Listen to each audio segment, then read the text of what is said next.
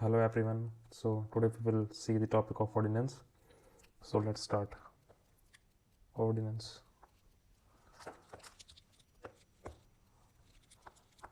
Ordinance. Ordinance अगर simple words में समझे, it is basically a temporary law. It is basically a temporary law. हम इसको खाली लॉ नहीं बोल सकते हैं. यहाँ पे वर्ड यूज़ हुआ है टेम्पररी लॉ, क्योंकि लॉ जो कानून बनाने की जो ताकत है वो लेजिस्लेचर को दी गई है. ठीक है, तो इसलिए यहाँ पर हम टेम्पररी वर्ड यूज़ करते हैं. और लॉ वर्ड का यूज़ इसलिए हो रहा है क्योंकि इस जो ऑर्डिनेंस की जो पावर है वो सेम होती है एक लॉ की तरह. इम्प्लीमेंटेशन में एकदम सेम है. एग्जीक्यूटिव के लिए कोई डिफरेंस नहीं होता एक लॉ में और एक ऑर्डिनेंस में. बस फ़र्क कितना है, इसका नेचर टेम्पररी होता है. One by one I will open up धीरे धीरे. So let's begin with the topic. अब ज़रूरत क्या पड़ती है कि ऑर्डिनेंस बनाया जाए जब हमारे पास we have parliament to make the laws. तो ऑर्डिनेंस बनाने की आवश्यकता क्यों पड़ती है. अब आपको एक चीज़ पता होगा कि पार्लियामेंट कुछ 3 सेशंस में फंक्शन करती है एक साल के अंदर. So parliament throughout the year नहीं मिलती है. They do not meet throughout the year. Okay, सच आप थोड़ा थोड़ा लिख सकते हो. पार्लियामेंट जो है वो पूरे साल नहीं मिलती है. They do not meet full year. They perform the functions only in the sessions. तो कानून बनाने की जो ताकत है वो पार्लियामेंट के पास है. लेकिन इसी बीच मान लो जो सेशंस हैं पार्लियामेंट के, उस बीच जब पार्लियामेंट का सेशन नहीं चल रहा है उस बीच कोई अर्जेंसी आ जाए, कोई अर्जेंट मैटर आ जाए कि जब लॉ की फॉर्मेशन करनी पड़े, तो उस केस में कॉन्स्टिट्यूशन ये ताकत देता है प्रेसिडेंट को कि वो एक ordinance that is a temporary law की फॉर्मेशन कर सके. एंड जिसकी वैलिडिटी 6 मंथ्स होती है. एंड 6 मंथ्स के बाद वो 6 वीक्स के अंदर अंदर जब भी पार्लियामेंट दोबारा से सेशन होगा, दोबारा से रीअसेंबल होगी, उन 6 हफ्तों के अंदर पार्लियामेंट को उसको पास करना होता है ताकि वो प्रॉपर लॉ बन सके. ठीक है, तो जो बेसिक क्वेश्चन है कि ऑर्डिनेंस की ज़रूरत क्या है, वो यही है कि जो पार्लियामेंट है वो थ्रू आउट द ईयर नहीं मिलती है. पार्लियामेंट 1950s के टाइम पे 120 डेज़ के आसपास मिलती थी. 1950s के आसपास 120 डेज़ के आसपास मिलती थी. एंड अभी करंटली अगर देखा जाए तो 60 to 70 days the hard limit. तो पूरे साल में 60-70 दिन पार्लियामेंट फंक्शन करती है. इन 60-70 दिन के अलावा अगर कोई भी अर्जेंट मैटर आ जाता है जिस पे हमें कोई कानून चाहिए, तो उस वक्त हम कानून की फॉर्मेशन कैसे करेंगे, उस मैटर को रिजॉल्व करने के लिए हमें कॉन्स्टिट्यूशन ऑर्डिनेंस का रास्ता बताता है कि प्रेसिडेंट के पास ये ताकत है कि वो ऑर्डिनेंस के थ्रू एक लॉ की फॉर्मेशन कर सके. That is a temporary law. ठीक है, ये बेसिक बिल्कुल जो चीज़ें हैं ऑर्डिनेंस के बारे में वो मैंने आपको बताई है यहाँ पर. तो प्रेसिडेंट का किस आर्टिकल के under he can formulate this ordinance, that is article 123, article 123 के अंडर. तो उसमें I will open up on the conditions to promulgate an ordinance. An ordinance will lapse in the following circumstances. वो सब मैं आपको one by one धीरे धीरे बताता हूँ. सो I will write so you can note these things down in your notes. Point number 1, the president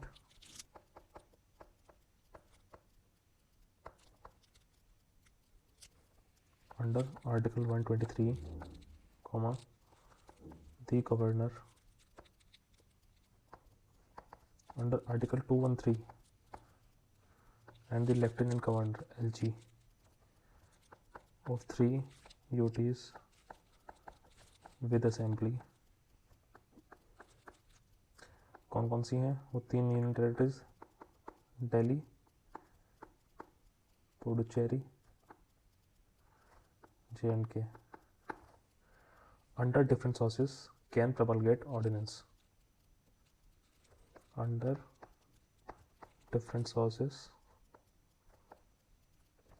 can promulgate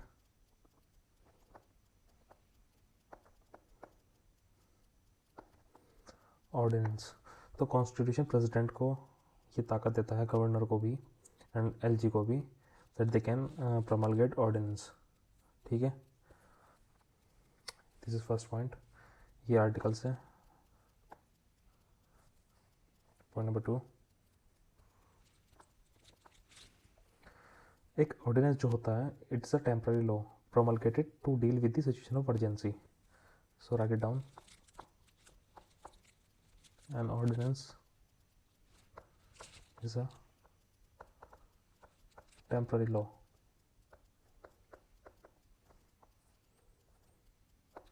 promulgated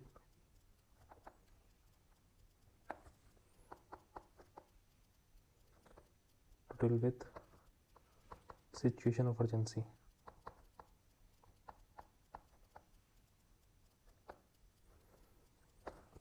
सो एक question आता है कि और जो ऑर्डिनेंस है हमने कहाँ से बोरो किया है. Think over it and you can mention in the comment section as well. You can pause the video and you can comment. Let me tell you, हमने ऑर्डिनेंस को बोरो किया है government of India 1935, borrowed from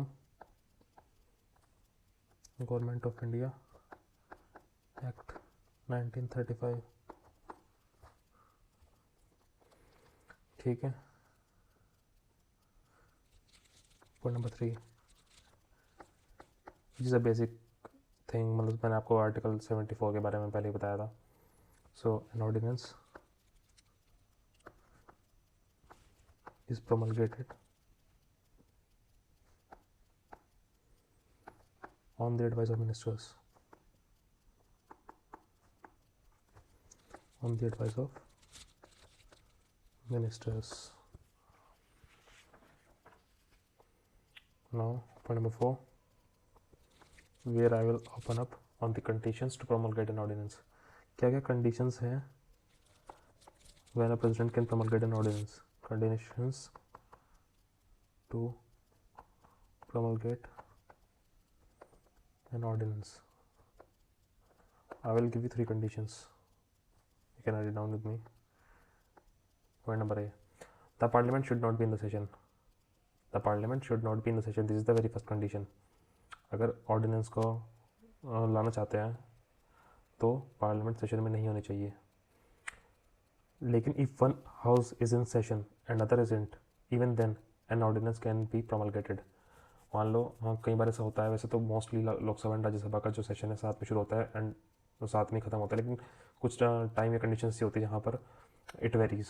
I will open up later in the upcoming lectures.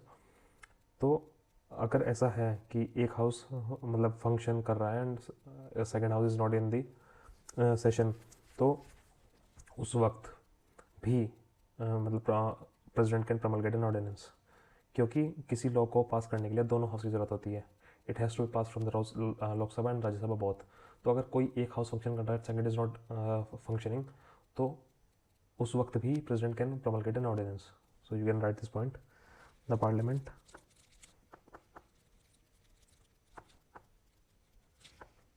should not be in session.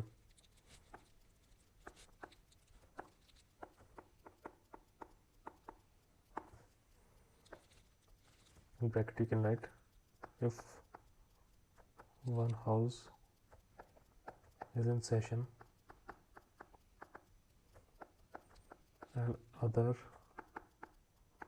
is not, even then an ordinance can be promulgated.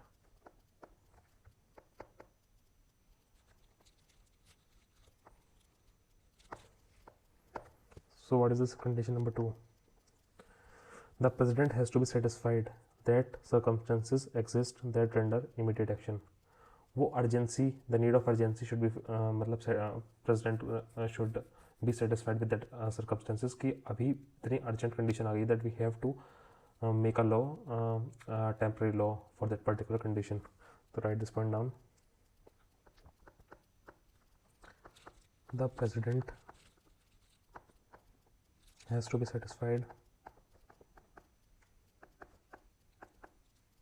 that circumstances exist that render immediate action.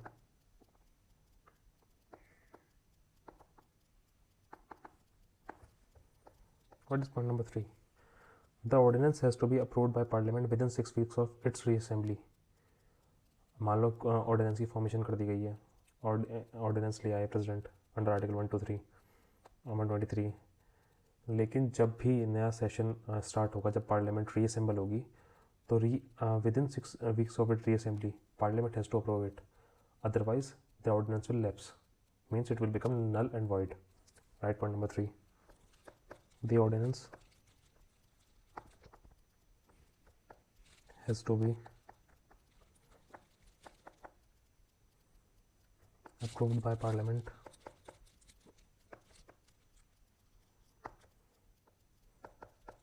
within 6 weeks of its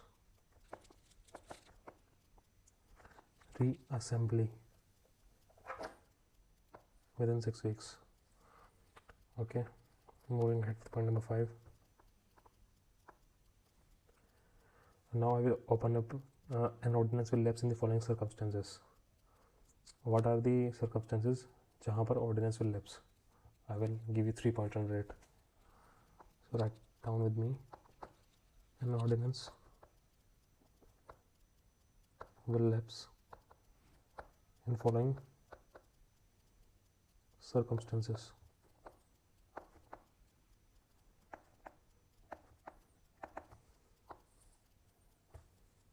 Point number A. If withdrawn by the president, अगर president ही withdraw कर ले ordinance को, then it will lapse. If not passed by parliament within 6 weeks, मान लो parliament का session start हुआ and reassemble हुई parliament, reassemble के 6 weeks के अंदर अंदर अगर ऑर्डिनेंस को अप्रूवल नहीं दिया गया, then it will lapse automatically. If point number 3, if resolutions are passed in both houses disapproving the ordinance, अगर resolutions पास किए जाते हैं दोनों houses में to disapprove the ordinance, in that condition also it will lapse. Write down with me point number 1, if withdrawn by the president. Withdrawn by the president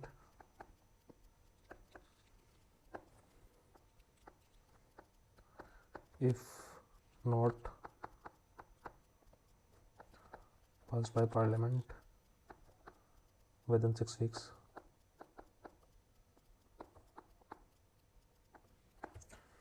Point number 3, if resolution are passed in both houses disapproving the ordinance.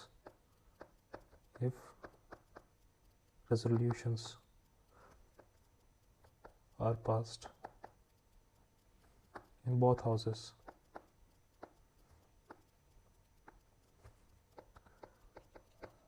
disapproving the ordinance, in that condition also it will lapse. Okay, so these are the conditions under which ordinance will lapse. So next question come, what can an ordinance do? Okay, so I will discuss it under point number 6. You can write it with me. What can an ordinance do?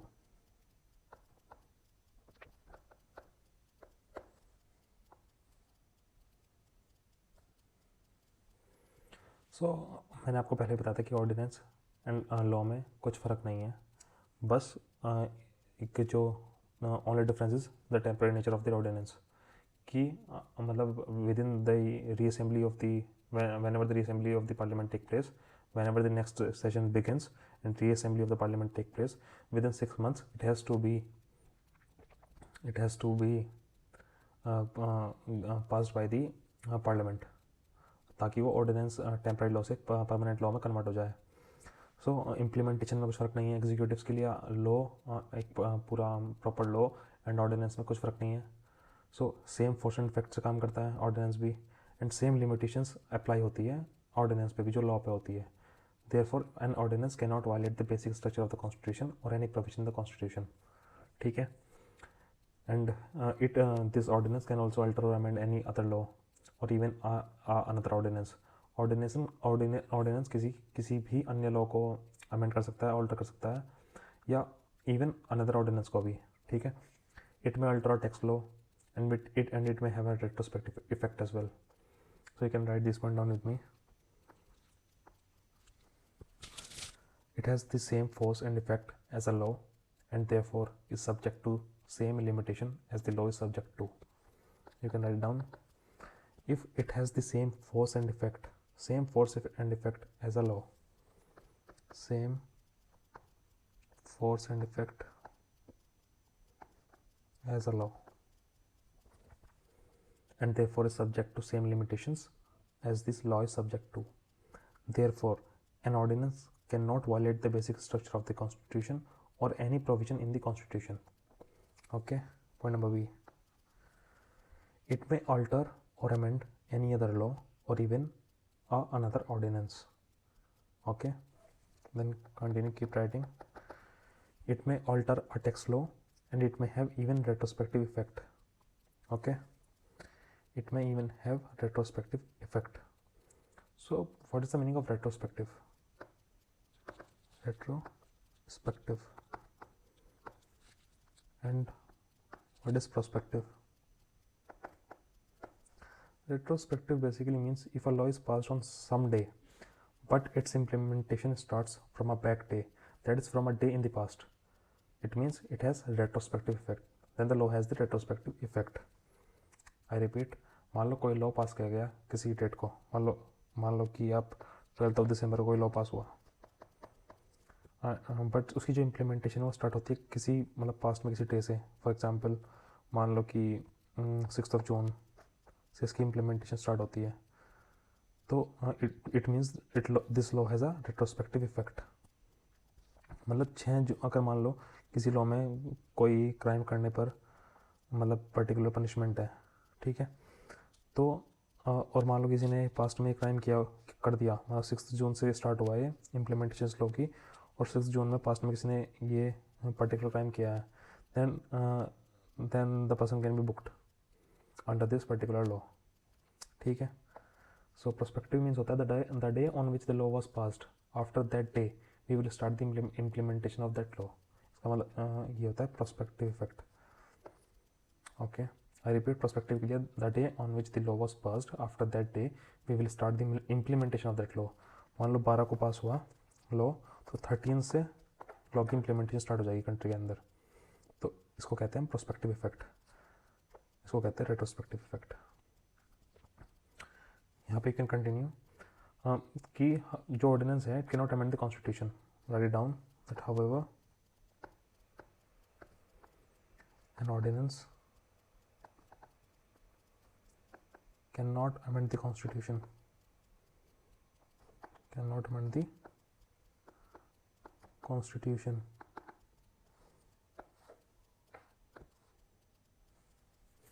This power has been given to the legislature. Okay, so ordinance cannot amend the constitution, therefore the power of president to promulgate the ordinance is coextensive with the power of the parliament. That is extending over same area, extent or time. Coextensive का मतलब होता है extending over same area, extent or time. However, such power is to be exercised in urgent circumstances. तो ordinance को लेकर आने की जो पावर है प्रेसिडेंट के पास, it has to be exercised in the urgent circumstances. So it is not a parallel power of legislation available with the president. तो हम ये नहीं कह सकते कि it's a parallel power of legislation, क्योंकि सिर्फ अर्जेंट मैटर में ही president we can promulgate the ordinance under article 123. So it is not a parallel power.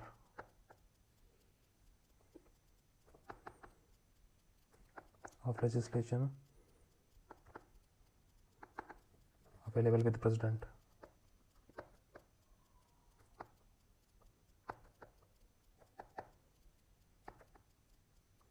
इस पॉइंट को एक्सप्लेन करने के लिए मैं आपको पॉइंट नंबर 7 दे रहा हूँ. As per the Lok Sabha rules, write it down. As per the Lok Sabha rules, the government needs to introduce before the house a statement explaining the circumstances that necessitated the immediate legislation through the route of ordinance. Lok Sabha rules के तहत government को एक statement जारी करना होगा parliament के सामने कि क्या ऐसी कंडीशंस आ गई थी, क्या ऐसी नेसेसरी कंडीशंस आ गई थी कि इनको एक लॉ बनाने के लिए, लेजिस्लेशन के लिए उनको जो है इमीडिएट लेजिस्लेशन के लिए उनको ऑर्डिनेंस का रास्ता चूज़ करना पड़ा. सो you can write this point down. The government needs to introduce before the House a statement explaining the circumstances that necessitated the immediate legislation through the route of ordinance. इससे क्या होता है? इसके बाद a discussion on the ordinance take place and then a bill is introduced. तो उसके बाद discussion will take place on that particular ordinance, then the law will passed. तो इससे क्या होता है? ये पार्लियामेंट्री कंट्रोल को स्थापित करता है ordinance passed by the president. मतलब कि मान लो कोई मनमाने ढंग से अगर प्रेसिडेंट ऐसे मतलब पार्लियामेंट सेशन में नहीं है, मनमाने ढंग से on the advice of the council of ministers वो एक ऑर्डिनेंस ले आए, ला के ऐसा लॉ उन्होंने बनाया टेम्प्ररी, जो मतलब उसके बाद तो उसके बाद ये होता है कि आपको पार्लियामेंट के सामने एक गवर्नमेंट को, जो भी करंट गवर्नमेंट होगी, एक स्टेटमेंट जारी करना हो कि क्या ऐसी कंडीशंस बन गई थी कि उनको ऑर्डिनेंस का रास्ता चूज़ करना पड़ा, that they can't wait for the session of the parliament, and उन्होंने दिस एक रूट चूज़ किया ऑर्डिनेंस वाला एक लॉ की फॉर्मेशन के लिए. तो ये पार्लियामेंट्री कंट्रोल लेके आता है over the ordinance pass by the president. Okay, now let's see point number 8. If an ordinance is allowed to be lapse without being placed before the parliament, then the acts done and completed under the ordinance before the ordinance ceases to operate shall remain fully valid and effective. It means the action taken in past under the ordinance till that ordinance lapses will remain valid even after the lapse of ordinance. मान लो कोई ordinance पास किया और जब later on जो है parliament के सामने उसको लाया गया तो वहाँ पे वो मान लो लैप्स कर गया फॉर एनी रीज़न, तो जो भी एक्ट ऑर्डिनेंस के अंडर किया गया है वो सब वैलिड ही होगा. The action taken in past under the ordinance till that ordinance lapses will remain valid even after the lapse of ordinance. तो मैंने आपको 3 कंडीशन बताई थी for the lapse of the ordinance. अगर उन 3 कंडीशन के अंदर मान लो ऑर्डिनेंस पास किया गया, ऑर्डिनेंस पास करने के अंदर उन 3 कंडीशन के अंदर ऑर्डिनेंस लैप्स कर जाता है, मान लो 2 महीने 3 महीने 4 महीने जितने टाइम भी ऑर्डिनेंस मतलब इफेक्टिव रहा, अगर उसके बाद लैप्स कर जाता है तो जितने जो भी action was taken under this ordinance this temporary law they all will be valid. भले ही वो लैप्स कर जाए later on, but the action taken will be valid. The action taken in the past under the ordinance till that ordinance lapses will remain valid even after the lapse of the ordinance. So you can write this point down. I will dictate. If an ordinance is allowed to be lapse without being placed before the parliament, then the act done and completed in the ordinance before the ordinance ceases to operate shall remain fully valid and effective. तो मान लो अगर किसी भी कोई ordinance को अगर government ने parliament के सामने भी नहीं रखा और ऑर्डिनेंस लैप्स कर जाता है, तो जितने भी एक्शन या एक्ट किए गए इस ऑर्डिनेंस के तहत वो सब वैलिड रहेंगे, even the ordinance will lapse. ठीक है. Now let us see repromulgation of ordinance.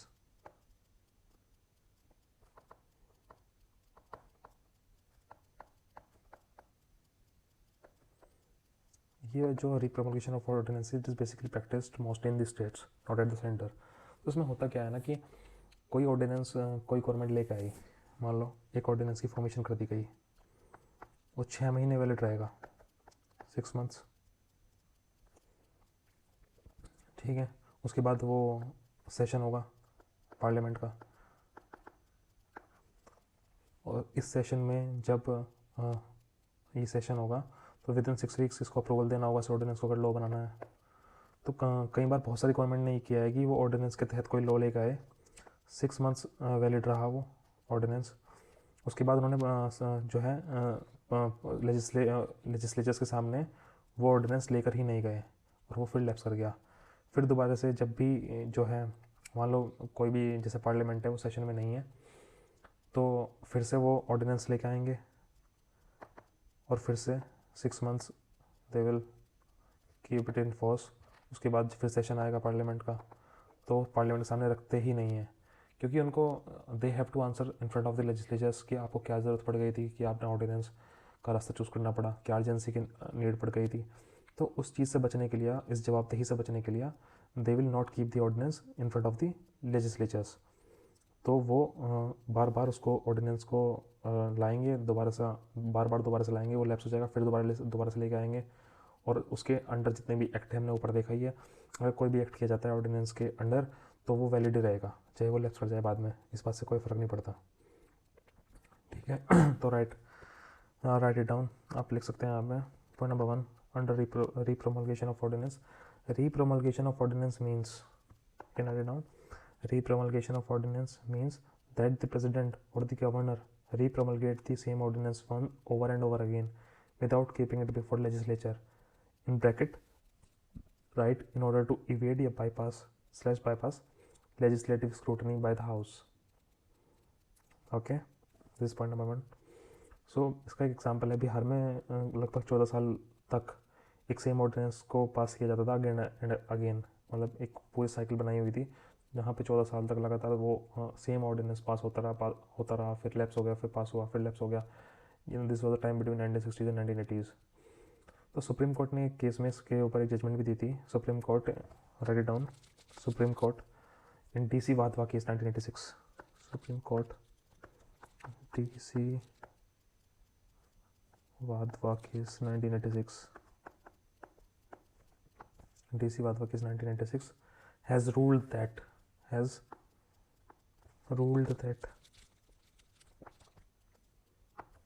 such repromulgation is anti-democratic.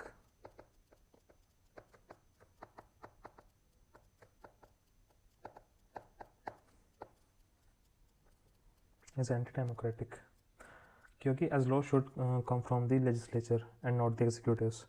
तो आप जब उस पर्टिकुलर ऑर्डिनेंस को जो है लेजिस्लेचर के सामने लेके ही नहीं आ रहे हो और बार बार आप उसको इवेड करके दोबारा से लैप्स करा के फिर दोबारा से ऑर्डिनेंस को इंट्रोड्यूस कर रहे हो ताकि आपको जवाबदेही ना करनी पड़े, तो इस एक्ट को जो है सुप्रीम कोर्ट ने DC वाधवा केस 1986 में कहा था कि such repromulgations is anti democratic. So now the next question come, does this ordinance comes under the subject of judicial review? So judicial review, so there is a case, RC Cooper case 1970। तो in RC Cooper case 1970 Supreme Court had ruled that JR is applicable but in limited manner. However, Supreme Court in Krishna Kumar Singh versus State of Bihar 2017 has widened the ground of review. So you can write it down. You can note down these things in your notes. Supreme Court in RC Cooper case 1970 had ruled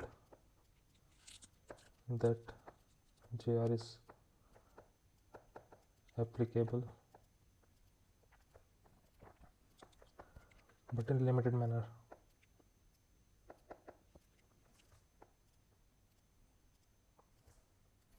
However, Supreme Court in Krishna Kumar Singh versus State of Bihar 2017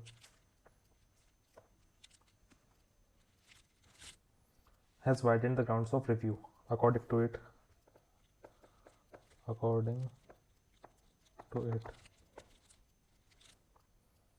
Supreme Court now inquire. Supreme Court can now inquire. Supreme Court can inquire. Point A, whether the ordinance was passed with oblique motive. Whether the ordinance was passed with oblique motive, that is with the indirect motive. Okay, point number 2 क्या कहती है judgement का, कि whether the president had any material to arrive at the satisfaction, जहाँ पे हमने ऊपर discuss किया हुआ है कि प्रेसिडेंट को ऐसा लगना चाहिए कि ऐसी सर्कमस्टेंसेस अब आ गई है that I have to pass या promulgate the ordinance. So supreme court can now inquire whether the president had any material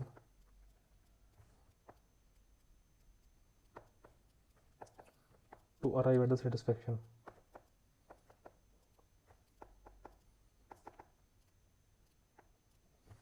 Okay, so these are the guidelines of the Supreme Court. Now next question comes, what can be the maximum duration of an ordinance? Maximum duration of ordinance. So maximum duration for which ordinance can be implemented without the approval of legislature is 6 months plus 6 weeks. 6 months इसलिए क्योंकि जो कोई दो session होते हैं, session 1 and session 2 parliament का, उनके बीच में 6 मंथ से ज़्यादा गैप नहीं होना चाहिए.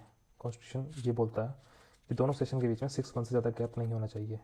एंड 6 वीक्स इसलिए कि अगर सेशन 1 के बाद अगर स्पीच रिसेस रहा और सेशन 2 शुरू होता है, तो जब सेशन 2 शुरू होगा पार्लियामेंट का, उसकी रीअसेंबली के बाद 6 वीक्स का टाइम मिलता है कि उस बीच पार्लियामेंट उसको ऑर्डिनेंस को अप्रूव करे. तो जब मैक्सिमम ड्यूरेशन या लाइफ टाइम कहें हम ऑर्डिनेंस का, that is 6 months and 6 weeks. 6 months plus 6 weeks. That's all for the ordinance. Thank you so much.